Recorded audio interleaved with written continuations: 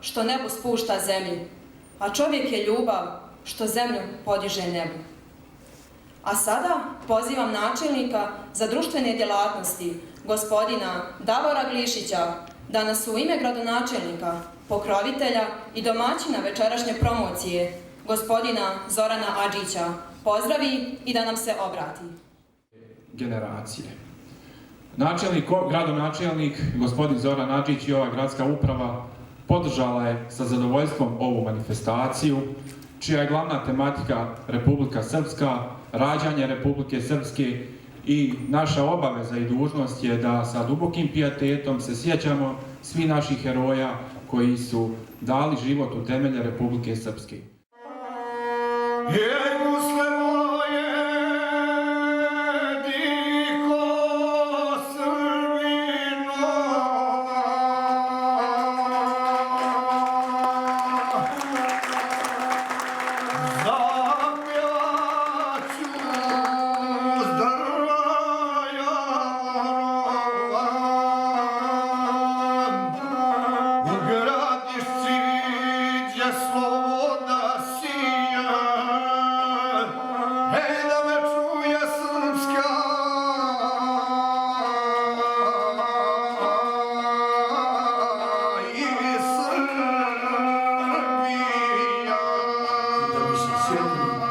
Sebe i svojih vrijednosti, nije potrebno da se mnogo prisjećamo koje bi to vrijednosti bile.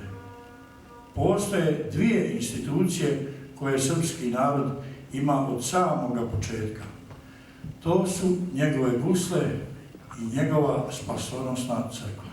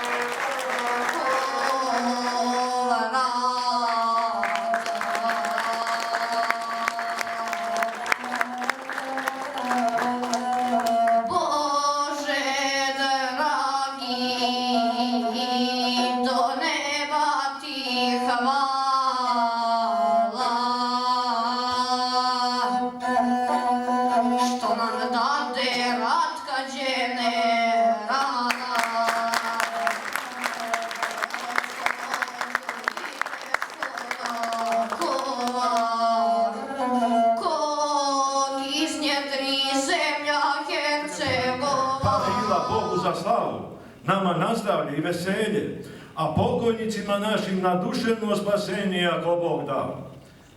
Brate Momo, vazda nam i svoje čudesne riznice iznosio veliko pjesničko blago, nova sazvučja, tonske i misaone impulse, koliko god nas svakodnevnica udaljavala od iskonske pjesničke harmonije.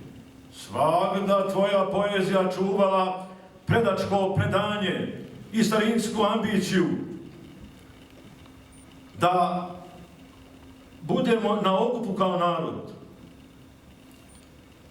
Uprkos današnjim strmim padinama današnjeg svijeta i vijeka na kojima mnogi pojedinci posrnu, vazda tvoji rodoljubivi stihovi iskazivali veliku pohvalu vidljivom svijetu, heroinama i herojima koji su stvorili Republiku Srpsku i njegovom nevidljivom tvorcu. Domaćine, pjesniče, Momo Blagojeviću, od čuvene kuće i od đaka, od plemena i od bratstva jaka, sve ti krslo i vaskrslo, u tvoj dom, po tvoj krov, pa ti pomogao milosni Bog, te ti sve bilo sretno i čestito, nadno i napredno, rodno i beričetno, ko u sretnoga junaka ko Bog da.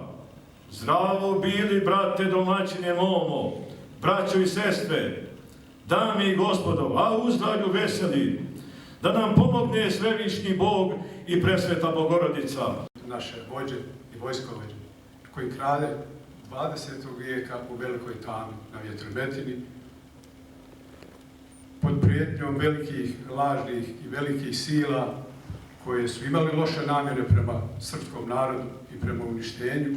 Oni su našli put kako izaći, odnosno izbjeći jame, klanje, teške okove i, kažem, sve srpsko uništenje.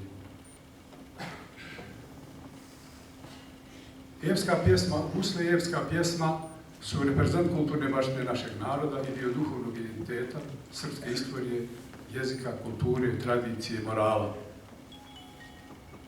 Malo prije spomenu ovdje ova naša lijepa voditeljka, nama neko brani gusle, neko nam ne dao 21. vijek. Ima nas ovdje, vidim ja, koji smo bili, imamo godina i koji pamtimo da je u neko vrijeme, nekih posljednjih 70 godina, nisu one bile zabranjene ni gusle, ni epska pjesma.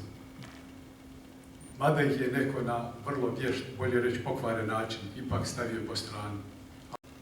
I ne znam kada ćemo konačno jedan puta da se sjetimo riječi našega velikoga patrijarha koji je posjetio Jasenovac i koji je kazao da je naša vjera takva da sve zločine koji su nama napravili drugi, da ih trebamo oprostiti, ali nemamo pravo da ih zaboravimo. I zato ovo večeras jeste da ne zaboravimo naše heroje, naše vitezove, sve oni koji su mnogo suza prolili njihove majke da bi mi danas imali ovo što imamo, a to je Republika Srpska. Svima su nama puna usta Republike Srpske, ali Kennedy je fino rekao za Ameriku, šta ste vi dali svojoj zemlji? Tako sam se ja upitao i pitam se i danas.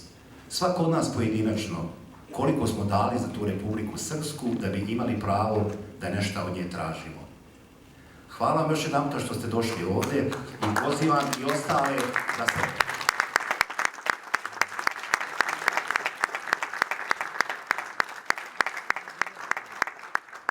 Pozivam i ostale da uzmu učešća u odbrani Republike Srpske.